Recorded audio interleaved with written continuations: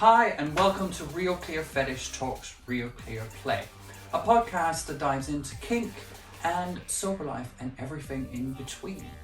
This week, which is the third episode, you actually get to see a little bit more of my home because I'm doing my first in-person interview this season. And welcome to Gareth. Hi Ralph, hiya. How are you doing? Yeah, good, thanks, real good. Yeah? Like with every episode I do, we start with 4 standard questions and then we'll just go from there. That sounds good. Fantastic. What do you prefer I call you, name, pronouns and title? My preferred name is Gareth or BLUFOfficer. That's my ID. Pronouns are he and him. That's those ones, yeah? Fantastic. Tell me a little bit about yourself. Well, I'm a uniform kinkster, that's my main fetish. I'm also into leather and also exploring suits, which is always one. I've been on the kink scene probably since I was about 17 or 18. Came more into the scene when I was 24, 25, year-wise, probably 2013. I'm also on the autistic spectrum as a uniform fetishist, so yeah. Completely sober, clear-headed or social drinker? I'm a social drinker. I will drink by myself, but if I'm with other people, it depends on who it is. Fantastic. What is clear play to you and why is it important? Clear play is being sober when you're having a session with a person, whoever that is. To me, when you have that session, it is important you are sober through it all. You should not be going into a session where you are drunk, on drugs, or anything else, because then you are putting your own safety and the person you're with, their safety at a risk, and that is just not acceptable. Absolutely. It's you kind of have to have your faculties with it, and like I've seen some of the pictures on your Instagram where that involves rope. Yes, oh and yes. You don't want to be drunk in that situation. No, exactly. It's like the well-known, of course, photograph of me at Folsom last year tied to that lamppost where I'm still waiting for a fucking plaque to be put up with my name on it. That was one of probably the best things I've ever done in my life, is that outdoor bondage. But the guy, bless him, Tom, of course, he didn't have anything to drink through it, and that to me was very important. But yeah, that was a brilliant bondage session. It was fantastic. Especially when you're doing it in public, especially at Folsom where there's so many people, the person doing it to you needs to be present. Yes, exactly. They can't be off with the fairies because they're... No, exactly, yeah. They've got to be always there and doing, well, looking after you. I think I was tied to that lamppost, if I recall, probably about 1 o'clock to probably about 2:30. It was about an hour and a half, and it was just pure brilliant. So you've been into uniforms since you were 18, you said? Yes, as a fetishist, I've been into uniform much longer than that. I think probably my early teens, I started getting the stirs and the arousals, but I did not know what the hell it was. I remember it was in high school, the first thing I'll say is the uniform I'm wearing, everyone knows me for. It's the household cabinet number 2 dress uniform. This one being the blues and rolls because of the lanyard. But I remember years ago there was a website online called HMR Photographs. It was a former serving bloke who took loads of photographs, and this uniform was one of them, and I used to really love it. I remember ever so well. Then probably about 20, I'll go by school years, it's much easier. I think year 12, year 13 there was another website which came up called Men in Tall Boots. It was run by a Russian bloke, and he had loads of photographs of it as well, much more close up, which was brilliant. But there was one photograph I remember so bloody well. I saw it and I thought, I need this number 2 dress uniform. I just remember it was a defunct shop in Plymouth called Sabre Militaria. Some guys might know that. But I remember ordering the uniform and it wasn't correct at the time. Oh, bloody hell. Had no buttons on. The cap size was wrong. Everything was bloody wrong, you can imagine, but it was my first entry. As I had that, it was the initial start. But then when I went into college, I wanted the riding boots. The riding boots were a must, considering the facts. Yeah. I remember going on eBay at the light in my college library, and there was a pair of riding boots on there. Household cabinet it was, but I stupidly ended up paying 210 fucking quid for the bloody things. That was a life lesson I learned to the uniform fetishists. Do not rush into it. Take your time and find the gear you want. The right size will come up. Then I think, yeah, 2008 it was. It was after a session I'd had with a bloke. I was looking at stuff online, and of course this pair came up. Yeah. They were £75. I could pick them up. They were local to me. And actually the guy was a House of Cavalry soldier who was actually selling the gear. Wow. Yeah, I was lucky.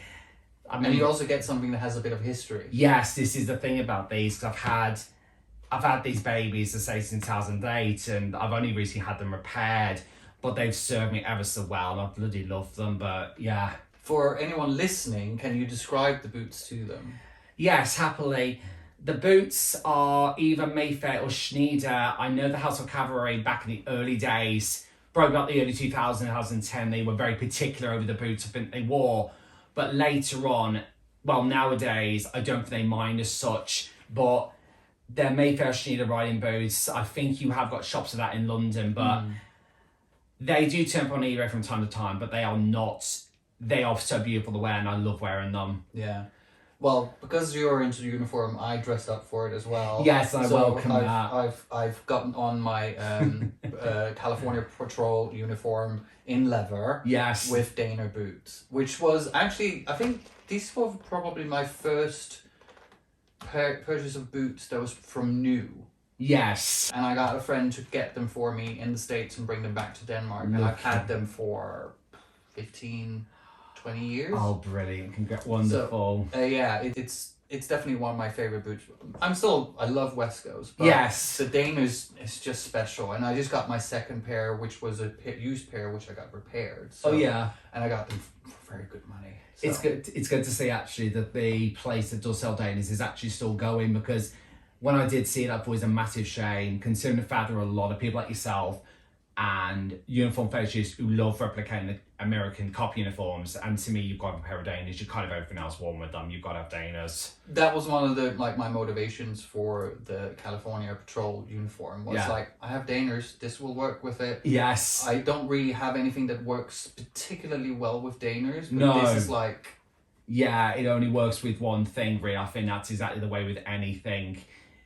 You've got to have the right gear to go with the boots in question. You can't just put anything random with it. But that's, yeah, I know what you mean. We talked about this earlier, just like before the podcast, where you like detail. Yes. Detail is important. Yes, agreed. And I'm one of the same people. Like, I did the name tag, which is ordered from a police thing in the States that do these for police uniforms. So it's like, in the uniform you have on, is there any bits on it you're really proud of and you got just right and the details are just on? This jacket actually was probably one of them. For anyone who knows me knows I've got two number 2 dress. Well, the House of Cavalry is split into 2 regiments, the Life Guards and the Blues and Royals. Now, dress number 2 jackets, this one's an old issue jacket. They're probably the main things to me I consider are the jackets, which are not easy to get. I'm 6 foot male, and one of the things with the jacket was actually for a long time, I used to have a Lifeguards jacket, original.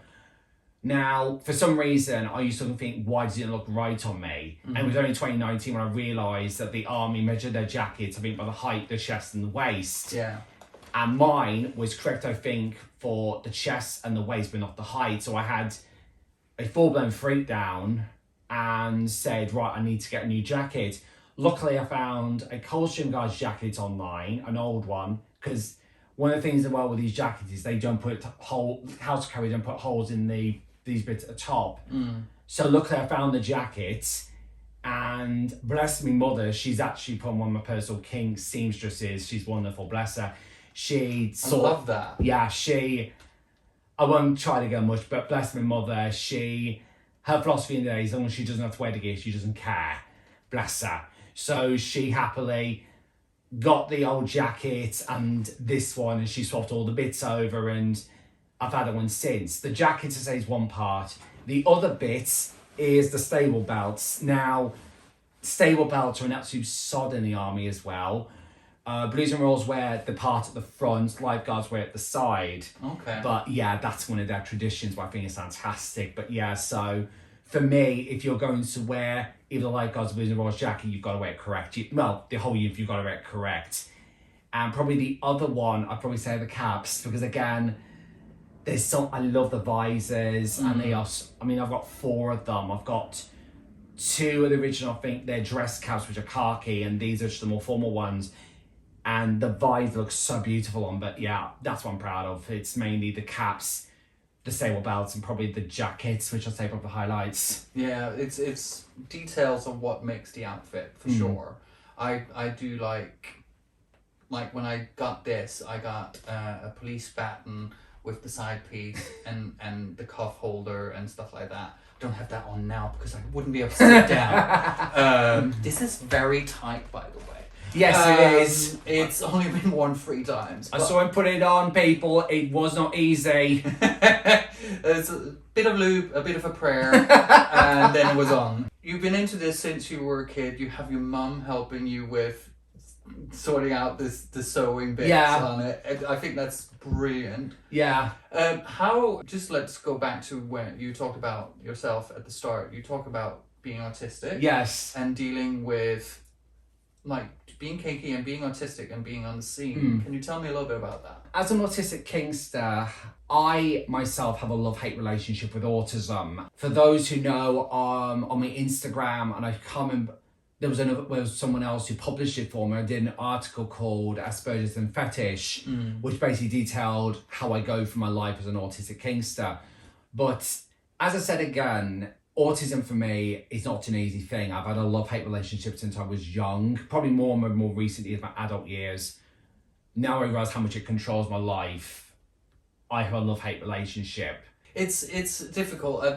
I was diagnosed with ADHD a couple of years back, and navigating that, the realization is I've gone all my life not thinking that this is just the way I see the world. Yes. And then all of a sudden, where you get a diagnosis, and as an adult getting a diagnosis is I wouldn't say harder. It's just different. Yes. And all of a sudden realizing there's words for what my brain does. Yeah. It's such a mind-blowing thing. I got an ADHD coach through the NHS, which I was really pleased with. Yeah. Work. And she was explaining things about brain going in standby. That's when you feel depressed. Yes. You're in adrenaline all the time. That's why your brain goes into standby. And I was just there was a couple of times where I broke down crying because I was oh, so I'm not unique. No. Because I just thought it was me. And it's not. No. I'm not that fucking special. Which is an interesting thing to realise when you've been dealing with ADHD undiagnosed. So when did you get your diagnosis? As a child, I think actually I have to say this first. As a child, I always knew that there was something wasn't right. I look at my school years, probably primary, as not very good. I remember, I think as a child, I remember having a teaching assistant through my first primary school years, and I used to wonder, why did I have a support system when no other child had one? I think it was either primary school or middle school. I remember going to Birmingham to this place, and I had these people doing all this stuff for me, asking various questions, and I thought nothing more of it. I thought, it's a day out and that type of thing, and people talking with me. But as I grew older, I think probably by the time later in the middle school, probably high school, I think I started to realise more that it was actually, I had gone there to be diagnosed with Asperger's syndrome or autism. And I remember even in high school, I remember a person asking me, why do you have a teaching assistant? And I used to find it ever so hard actually saying Asperger's syndrome because I didn't really know what the hell it was. It was one of those things. It's only really in probably as say my 20s, my 30s, I've actually started to realise how much more it affects my life as an individual. Yeah. And how do you feel like it bleeds into, for example, your fetish life? Again, as I said earlier, it's a love-hate relationship I have with it. It has positive and negatives. As a positive, I suppose, is, again, you said my uniform, it's something, it has to be precise. Whenever I see a uniform and I want it, immediate questions go through my head where I get all the bits and everything. All that goes to my head immediately, there's nothing else that happens. Once I start a uniform project, I'm very strict. It will not be revealed or debuted until it's all complete. I just feel it's very bad luck to show incomplete gear. Very bad luck.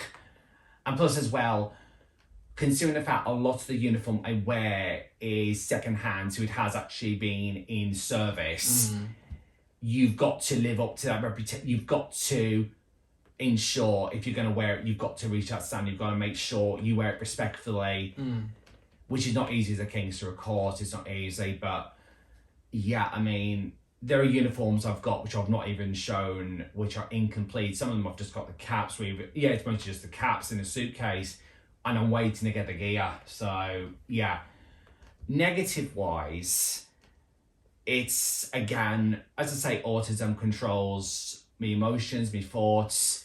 Probably perfect example are dates. I mean, something I do say to my article is that autistic people can find an affection with certain objects. One of them is my mobile phone. Some people will look at that and think that's me being rude. It's not, it's how I cope. It's the only way I can keep myself sane. Yeah.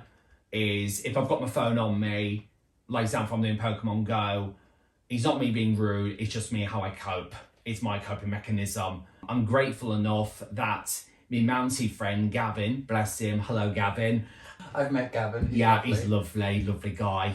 He understands very well actually that he's actually, it's like my parents. Gavin's fantastic. He knows if something's coming a bit too much for me. He knows that very well, which is very good. I have respect to any kinkster who actually can see that if something's too much for me, because it's not very easy, of course. The fact if I don't say anything, it's not easy at all. I mean, I know several kinksters on the scene. Another one, Joshy Hay, if you're watching Joshy. I know he has Asperger's syndrome or autism, and I know it's not easy for him sometimes. I know he struggles on occasion. And yeah. He's a good friend of mine as well. He did some of my very memorable pictures. Yes. Yeah, if you need good gear pictures, Joshy, for sure, in Manchester. Yeah. Look him up, looking up. He's a very, very good photographer. Yeah. But yeah, it's like we talked about earlier before we started recording, was like, if I go to a social, I need to be there at the start. Yes, that's agreeable. Yeah, you've got to be. I'm the same as well. You can't. It just is. You've got to be there at the beginning because you see the atmosphere, and you can sense as well what it's going to be like. If it's too much, and it's like, nope, I'm going. This is not going to work for me. And plus as well, I'm someone who never goes to events solo. I very rarely go to events solo. Probably the only ones I've ever done are Birmingham, which are good events, by the way. Heart of England Leather are brilliant people if you ever get to see them. But a social for me in general is very much a challenge itself, because I find it very hard to deal with being by myself, and as soon as the atmosphere is not for me, I have to leave. End of story. And it's just, not easy at all. I think definitely, at least when I became sober, I had to learn to go, do you know what? It's not working. Yeah. Just go. Yes, agreed. There's no one forcing me to stay. No. And I think no matter what your background, autism or ADHD or recovering addict, is sometimes it's like, oh, it may get better later on, and it just never does. No, this is the one thing as autistic people, that's one thing that probably actually, we'll go on a side note, actually pisses me off. I've had people asking me, can you cure autism? No, you fucking cannot. It is something that's never curable at all.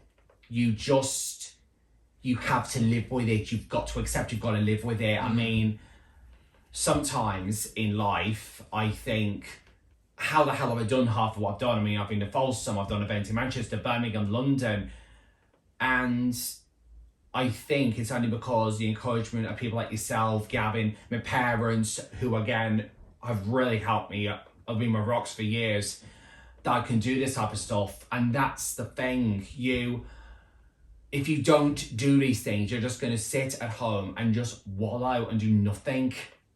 And I hate that.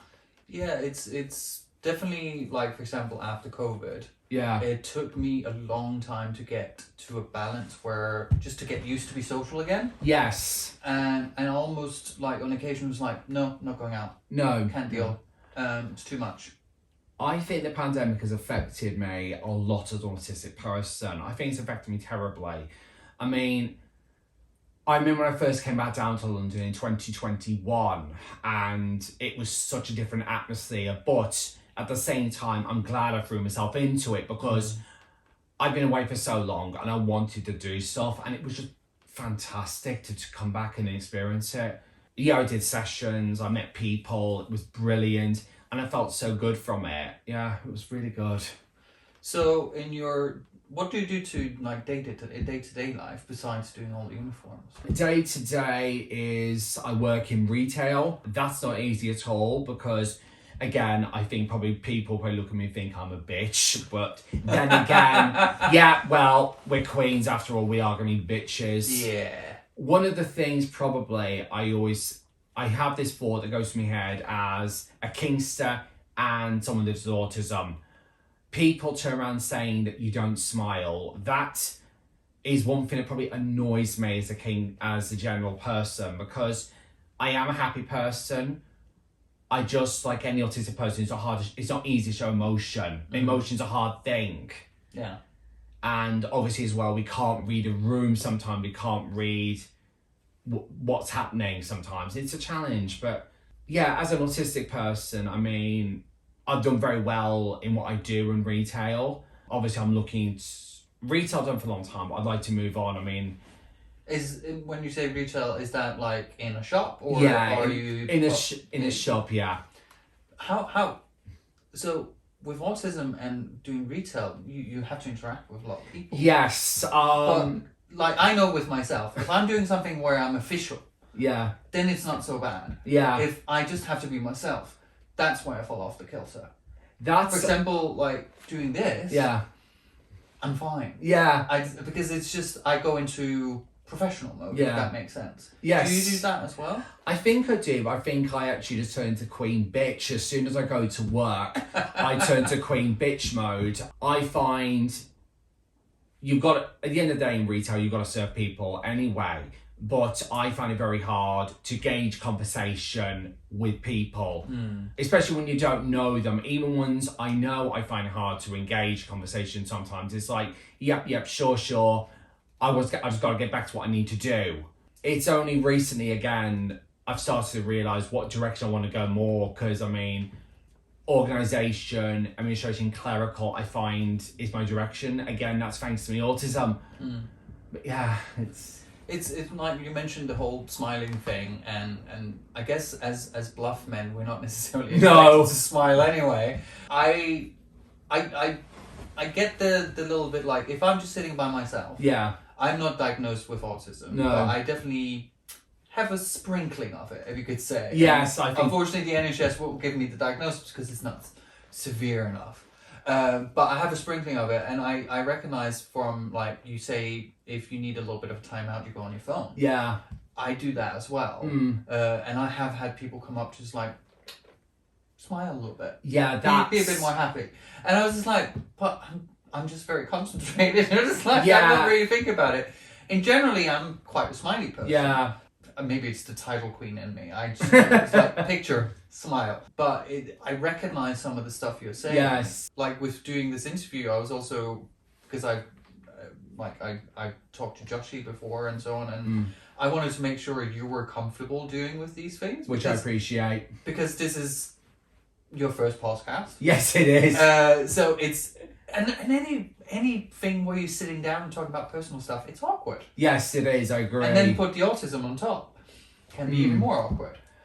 Yes, it can be awkward. I mean, it's sinking my head because that's probably one thing that I detest sometimes as someone dealing with autism is silence, because when you've almost finished speaking and it almost just goes mute and you think, shit, what the hell is going through people's heads? Do they view me as someone they can interact with a bit more, or do they think I'm basically a freak? And that's probably one of the biggest Maybe both. Yeah. That's one of the biggest fears I have as a kinkster, actually, is what do people think of me? Do they want to interact with me more? And yeah, that's probably one of my biggest fears as an autistic kinkster, is what people think of me, because you can normally, when you've done the first few messages, either whether it's like in a gay app or you speak in person, you can almost start to determine, will this go in the right direction or this basically just go off a cliff? Yeah. And I've had that a few times with people. For a reference as well, hey, hi, how are you is not how you start a conversation with me. I want a bit more than that with blokes. How are you? Yeah. How was your day been? Oh yes, that's Yeah. it's like, yeah, and I want more than that. Being into uniforms, how do people react to your full like British uniforms when you're out? British uniform, yeah, a lot of the time, when it's a kinkster, the main thing, of course, is the boot. That is what gets everyone's attention, as those fuckers. Every time it's kick button, bottoms Yeah. off. It's like, get off. Always the boot. The boot is what gets the attention, I think, every time. Some people, they think well done. They think well done to what you've done. You look good. I mean, when I was in Germany, I think, 2023, I did East to Berlin. I remember a German woman looking at me and saying, where's your horse? And I said, it's back in Britain. I can't get it over, love. You should have just gone over there. He's right over there, because there was people definitely into horseplay there. God, yeah, definitely. I should have. No. But good on her for knowing it's a horse uniform. Yes, yeah. I By the think way. it was quite weird when I did Germany. It was quite weird because a lot of them actually, they knew immediately that it was British, which was quite a laugh. Although, well, they would have seen it. Like, did Britain have anything to do with the partition of Berlin, or was it the Americans? yes, they did. The British did. I think they would have seen British uniforms there. I don't know if they'd have seen this one, but they'd obviously say, but the thing as well is, I mean, the best thing was as well, I had people think it was Russian uniform, which, oh my God, I remember one couple asked me, they said Rusland, and I said, do you speak English? And yes, I said, no, it's British, but no. Anyway, going back to what we said, in I think it depends on the country you're in. In the UK, if it's a kinkster, it's normally it's very positive. That's a good thing. If they're serving British Army members, it's a different story. It goes either direction. A lot of the time, ex-serving members have normally said to me, very well done, looks good, and all that stuff. I mean, I think Manchester Pride a couple of years ago, there was probably one guy, I think you tweaked my tie, said, apart from that, you look good. However, I've, of course, had the situations. I mean, I remember, I think it was, at Manchester Pride 2013, and a bloke turned around and called me a Nazi. That's one thing that fucks me off. On another side note, when someone turns around and calls you the N-word when they don't know how they're looking at, that's a piss off for me. That's a massive fucking annoyance. But I've had serving members, even ex-serving members, who turn around and say, you shouldn't be wearing it and all this. And I mean, I remembered when I did an article for Recon years ago, I think, Uniform Fetish for Beginners, and there was a full-blown rant message. He didn't even put any bloody full stops in. It was like just one full fucking message. The usual rant, moan. Yeah. And I just brushed it aside. But then 2022, I remember going somewhere and it didn't help the bloke had actually had a few drinks. And he basically went on the full-blown rant. You shouldn't be wearing it. I remember very well, one of the words he used was waltz or Walter, which is, for those who don't know, it's a fantasist. And that really knocked my confidence to hell and back. Absolutely knocked it. I mean, I remember excusing myself, going to bed. I could not sleep very well. And I had to excuse myself. It really upset me terribly. But luckily, as I say, the vast majority of people know I'm not pretending. I'm just wearing a uniform as a kinkster, which is a good thing. But it's like with any fetish, there's no such thing as a perfect fetish. You're not going to have the perfect fetish at all. You've just got to... If someone doesn't like it, that's fine. So be it. But I'm not going to change what turns me on for any person. That's the same with, for example, the uniform I'm wearing. Yeah. It's a police uniform. Yeah. That can have issues with itself. And do you know what? I think it's important just to realize where the uniform comes from. Yeah. What's its history. Yes. Respect that some people just not gonna like it. No, exactly. And that's fine. Then we just move on. Yeah. And move on to the next person. Yeah. If they don't like it. I think it's just about showing mutual respect. Yeah. What I know of you and your uniform fetish is you do it with the utmost respect. Yes. From where it comes from. And I think that's really important. Yes, it is. I mean, one thing I always say as a uniform kinkster, especially to people who want to go into British uniforms, well, you can actually say this actually for any uniform, is do not wear medals. Unless you've earned them, you don't wear them. It is unless you really want bad energy to come your way, you do not wear medals. If I get uniforms coming to a collection with got medals on, they are removed immediately and took off. Ranks I don't think is bad, as long as they're not too high. But medals, no, you should not be wearing medals at all. Regardless, whatever uniform is, wherever it is in the world, you do not wear medals. I have one of my dad's service medals. He was in the Army for 20 years and the Air Force for 20 years. Yeah. You've seen a picture of him. You were quite Yes. with my very young 18-year-old dad when he was in uniform. Danish cavalry men do turn me on, so if you are Danish cavalry, let me know. And yeah, that would be very weird if I put his medal on. But it was my dad's. Yeah. But it's in a little glass cabinet, and it was his service medal for Afghanistan. So I think when I was younger, when it came to military, and my dad being in the military, I had a really hard time with it. Because I was just like, you have a family, why would you put yourself in harm's way? Yes. Getting older and being much more knowledgeable and less naive about it, I'm very proud of what my dad actually did in the military. Yeah. Funny side story, and I've already told you this, but for the viewer, for my dad's funeral, he died 5 years ago. We had 150 men show up in uniform. Oh Jesus! It was my dad's funeral. Yeah, it was supposed to be really sad, but I did have a look, and I was just like, I'm sure my dad would have wanted it that way.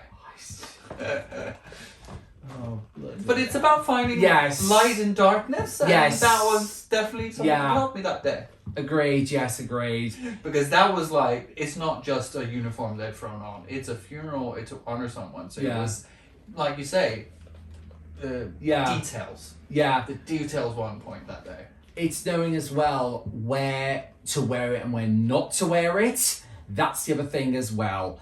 It's like, I've worn this uniform probably in Soho in London for shoots with Matt Spike, but I've not worn it around certain areas of London. You can guess where, because obviously you can guarantee the police would arrest me for impersonation. That's the problem. You're not going to go down to the palace and walk about. No, I won't go there anyway. There's better places to explore than that place. But yeah, it's so interesting. It's like, well, also like if I just wear normal full bluff, like leather and so on, and there's gonna be people having opinions about that as well. Yes. And like with anything, it's the history. It's where it comes from, your intention, and also it looks great. Leather is a good one, as I say, because I do have leathers in my collection. That's probably something that annoys me, probably as a uniform kinkster, actually. Is people saying, you should wear leather more, you should wear leather more, you should wear leather more. The problem for me is, I don't know if you have it, I've always had this, I've always had body issues. I look at men in leather, and sometimes I don't think I match that ideal form. Especially, I have, some people call it beer belly, I call it a chocolate belly, because it's, of course, one of my weaknesses is chocolate. That's probably one way I cope as an autistic person, is actually chocolate or retail therapy. But I worry that I'm not going to meet the standard. That's probably why I wear uniform more, because it has a multitude of sins, but also I think I can get away with wearing uniform more than leathers. When it comes to, for example, I dabble in skinhead gear, I dabble in rubber, I dabble in leather. Leather is my comfort zone. Yes. It's not comfortable to have on. No. I can barely breathe right now, but it's where I feel comfortable. It's where I don't feel self-conscious about my belly. No. Like you just said, I think as gay men, we get a lot of body image issues. Yes. Because there is this standard that's been set. Yeah. And I feel like it's more, 3 weeks ago, I went to Beef Mitts. Yeah. Which is a bear night here in London. And I was just like, I'm going to go out and have a good time. It's fetish light. But I don't think I've ever felt so invisible. Because Yes. I'm not fat enough. No. I'm not hairy enough. No. Or I'm not muscular enough. Yeah. So I was not necessarily what people went there for. And I realized, do you know what? That's fine. Yeah. Then that night is not for me. Yeah. It's frustrating because all the men there are for me. Yeah. But it's just about finding what your crowd is. Yes. And where you feel comfortable. And definitely a bluff night is where I feel comfortable and confident. Yes, I agree. I mean, I'm lucky enough that this uniform actually fits within the Bluff parameter, which actually surprised me when it first... I think I joined Bluff in 2010. I was actually surprised that it was allowed. But yeah, I have the exact same thing as well, because as an autistic person, I sometimes feel invisible in a group of people. And that's something, again, is feeling invisible in a group of people when you want someone to walk up to you and say, you look good in the gear, all that. And it really does. It really knocks your confidence when no one says anything. It does knock you about, but... I was about to say, if I've been out and people have seen me and I've not come up and talked to you, it's mainly because I'm really terrified of talking to strangers. I have that exactly with yourself. I mean, it's like, I first remember when I saw you online, actually, and I thought, holy shit, he's literally a fucking demigod. And I don't know about that. I have with many men that I like to try and initiate a conversation, but it's not very easy to initiate with some men. Like I said, I love interacting with people. It's just not very easy as a man with autism. And that's, again, something as well. Unless you actually know I have autism, I sometimes don't say it. I don't... It's not necessarily the first thing you say when you introduce yourself. No, I don't like to say, like, hello, I'm Gareth, I'm BLUFOfficer, whatever. I have autism.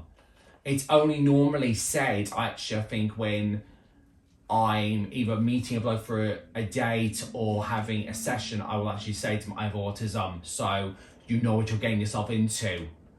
Luckily, again, Gavin, luckily, it's not just Gavin, actually. There's a lot of blokes who lucky have had experience and understand it, which is grateful. Those ones especially, like yourself, again, actually, I think is very, very helpful to me, because I know then that they understand if I act a certain way, that's brilliant, that's fantastic. I think it's like, for me, I don't necessarily say I have ADHD to anyone, because it doesn't necessarily, it does affect me in a lot of aspects in life, but it's different to autism, of course. Yes. But like with the sobriety stuff, I do have to be quite upfront, because I can't play with someone who's high. No. I played with people who are high in a club. That's fine. Yeah. I'm not going to take them home with me. No. I'm not. This is my safe space. Yeah. I would not want to have someone in my safe space. Yes. Like that. How do you find dealing with, like, for example, if you go to a bar and people are very drunk or high, how do you deal with that? That puts me on edge very easily, because you do not know what direction it's going to go in. You do not know at all. There was a perfect example last year. Gavin and me both know it very, very well. And the bloke was really, he was drunk. He just would not move away from us. And I was trying to make contact with Gavin, like, we need to move. I want to go, because this is really fucking me off now. And that's something for me that probably annoys me the most. I don't mind if you're a social drinker, but if you're in a gay space, pissed off your head, or on drugs, and you're trying to interact with people, then you're not going to work with me. That does not work at all. It just puts a very bad impression in my mouth. But I'm also guessing it's I don't know if that's the case for you, but like when you have trouble reading people, adding alcohol or drugs on that, yes, where their character changes, that almost makes them harder to read. Yes, it does. Yeah, that's probably the reason why I find cyber messaging someone online is much easier than in-person interactions. Yeah. Much easier because you don't know at the time. But when you're in front with them, then you're seeing everything. And if the first interaction you're having with these people, that they're drunk or high, then you don't have anything more to do and you just want to just steer clear and just step back and go. Yeah. That's the problem. I fully agree with you. Like, it's so much easier for me to flirt with someone online Yes. than doing it in person, because I'm very much like, I was about to say a shoe gazer, but it's boot gazer. So I very much turn into a wallflower. I'm not really there. I'm on like the outskirts of everyone. That's been like that all through my 20s. It's like I've been in bars with one of my best mates, Thomas, and he's like, just go over and talk to him. It's not that fucking easy. No, I'm the same as yourself, Ralph. I mean, I'm a wallflower. I prefer a bloke to come to me than me come to them, because for me, it's a very big conscientious decision if I fuck up, and that's a big problem for me. I prefer someone to come to me and start a conversation, because it puts my mind much easier than the other direction. That's a big thing for me as an assistant man. I think, like, for my experience, was one of the reasons that the drugs were so alluring when I was still using was that stop button, or that wall from me stopping to go up to someone when I was either drunk or high. I didn't have that. No. I could just walk up to people. Yeah. And that was quite addictive. Yeah. So but I think with age you kind of go, okay, this is how I am. Yeah. This is how I work. And you either figure out how to deal with it. Yeah. Or you just accept what it is. For me, you've got to accept whatever the diagnosis is, whether you've got ADHD, autism, whatever. You've got to accept it. It's like I said earlier, I said you could either sit at home doing fuck all, or you could go out. And I'm grateful to the fact that people encourage me. That's probably one of the things I find. That's again something I think I suffer from is FOMO, like every gay man, we all suffer from FOMO. That was actually one reason why I did Folsom in 2023 was FOMO, because I remember that week, Queen had died, I was at home, miserable as fuck, and my mate, actually, I'll say another shout out, Bear Cub 761, Duncan from Newcastle, he said to me, you ought to come to Berlin. And I thought, you know what, fuck this, I'm booking, I did. And the spur of the moment in 2023, I booked Folsom as well, but I think something I like to do is throw myself in the deep end. I actually get a pleasure throwing myself in the deep end. It's like, one of the ones as well was actually when I did the public bondage at Folsom. A part probably went through my head was thinking, what the hell, and all this, do I do it? What happens if people on social media see this? But I thought, I've seen your social media. There's quite a lot of road work on that. Yeah, it is. It's, a lot of that was private, I mean. Yeah, it's a lot of hotel beds. Oh, yeah. Yeah. Travel Lodge, Accor hotels. A lot of it, yes. I mean. So, would you say that the uniform and the bondage is things that go in hand with you? Yes, definitely, yeah. I mean, I love a tall wooden post. If I'm tied to one of them in a uniform, I think I know him. A tall wooden post. I bet you do. No, that was the one thing, because the bloke who tied me up for 2023, he actually been tied to that lamppost in 2018. And I remember when I saw it, I thought, right, I've got to go to Folsom at some point and be actually tied to that lamppost. I couldn't do it in 2023, but 2024, when I went last year, I remember, Gavin can tell you this again, I was just stood by that fucking thing. I was like, no fucker is standing here tied up until I've bloody done it. Anyone can fuck off. And I did it. And you put your towel down. Oh, yeah. First. Well, actually, Gavin handcuffed me to it. Yeah, he just handcuffed me to it in the end, and I just stood there handcuffed, and it was fantastic. But yes, as we said, if I hadn't done that, I'd have sat at home moping and even doing retail therapy or chocolate to cope with it. Because I went and did it, it was fantastic. I had a real good sense of happiness. It was wonderful. and you have a really good memory, and even if you'd gone and you'd not enjoyed some aspects of it, you can always revert back to the hotel, be on your phone. There's all sorts of things you can do to help alleviate things. I definitely do stuff as well. Yes, that's one thing, again, because I stated again in my autism article that I remember, whilst I enjoy stopping with people, I prefer sometimes actually being able to actually go into a hotel much more, because it's for example, if you're all going out on a night, if you don't think the ambience is there, you've got to wait for them to finish and go home. And I've had that several times, but when we go into a hotel, I know I can just basically go, I'm done, bye-bye, and finish. And I've definitely done that, like a French exit. It's like, bye. Yeah. Where did Ralph go? It's like, he's gone.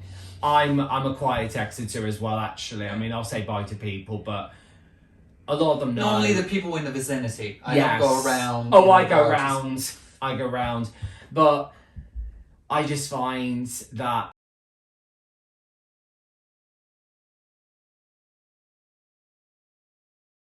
well, most people know where you come from and they know some of your background. So I don't think it surprises anyone if you're just like, oh, where's Gareth? Yeah. Well, people do the same with me. They're very understanding that sometimes socially I can be quite awkward. Yes. I don't portray that on here because it's much more an official role I take on. Yeah. But in public, I can be quite like a timid mouse, a little bit in the corner. Sometimes I'm fine. If the headspace is correct, then I'm okay. I find I can be very quiet in person. I can be very, very quiet, blunt. Nothing wrong with that. I mean, I don't know if you're a Demon Slayer fan at all. Are you a Demon Slayer fan? There's a character on that. He's one of the Hashira Moitra Tokito. Now, he's a very blunt character, and I look at him, especially before the Swordsman arc, season 3 that is, his eyes are very, very null. And I feel I look like that sometimes when I just stand there, I'm just like, and I'll just watch and I just don't. It takes a while for me to interact. That's something as well that I find very hard. Social, some people can just jump in. This is the thing about some kinksters, like Duncan, for example, especially. Some kinksters can just jump in, yap. For me, I just sit back and it takes me longer to get into the interaction because I'm trying to interpret in my head, who are these people? Where's it going? That's always with first timers. Once I've known someone, if I've met them several times, like Gavin or Duncan, bang, yap, I can yap forever.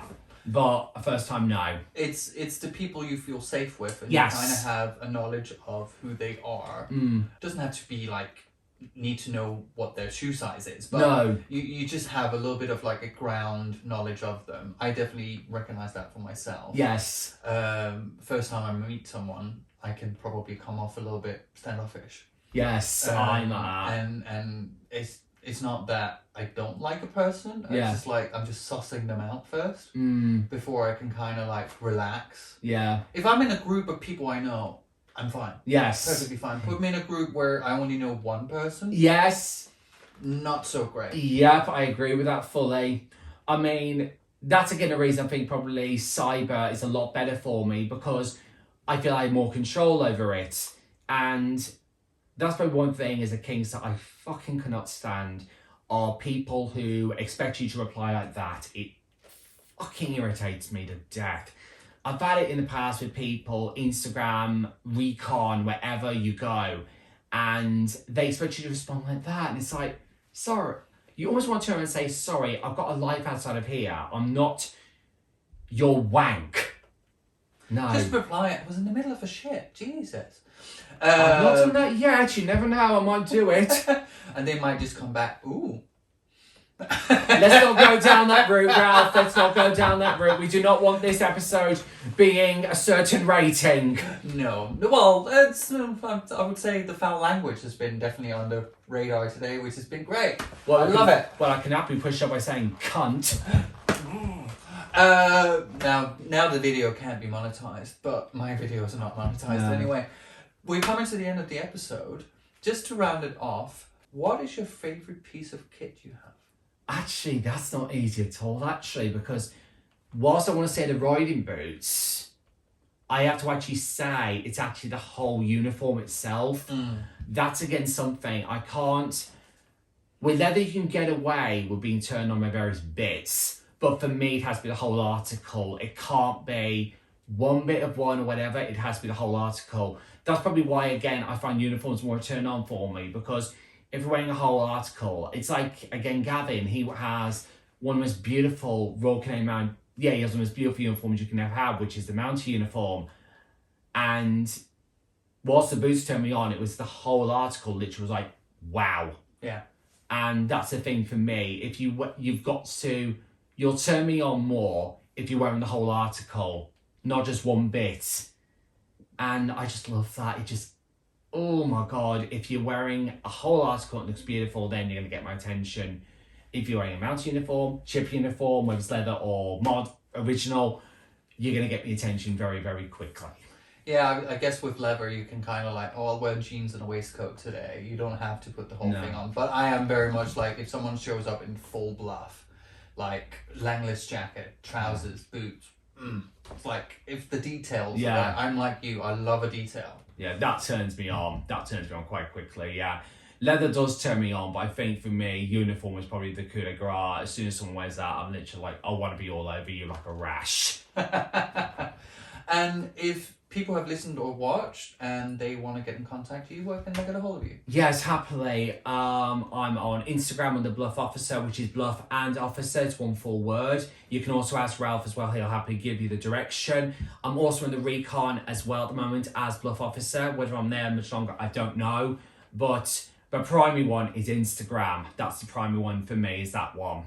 It's been an absolute joy to have you on. Yes, it has. It's been so fun to chat and talk about uniforms. Just a last comment. If someone's starting out and want to build a uniform, where can they go? Which is the best site? This again is this would almost add on 10 minutes to your chat. Which is your favourite site? Is there one site that's like, this is a really good site? Actually, it's eBay. eBay. eBay is probably where you're going to find most of it. But you've got to be patient. You can't.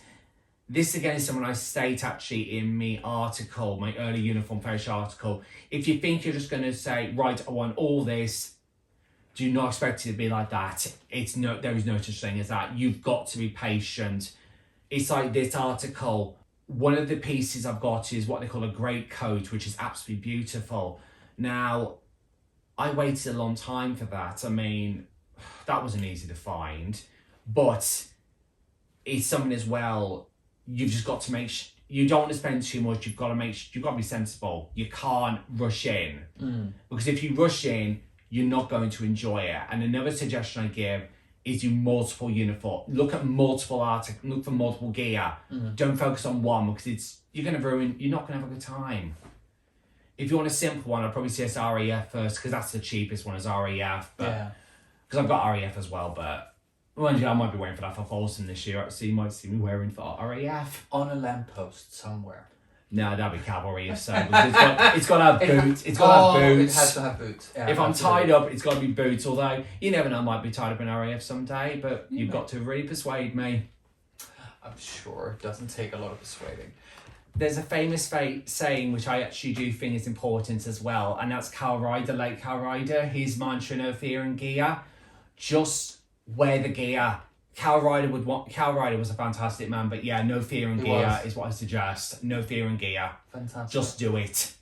Great. Yeah. But thank you very much for coming on. Yes, you're welcome. That was this week's episode. Thank you for listening and watching along. Go out and find the kit that really gets you going. And if it's a full uniform like Gareth or leather or rubber or whatever, just make it your own. Yeah. And have fun in it. Go out and have safe, sober fun. And I'll see you in 2 weeks' time. Bye.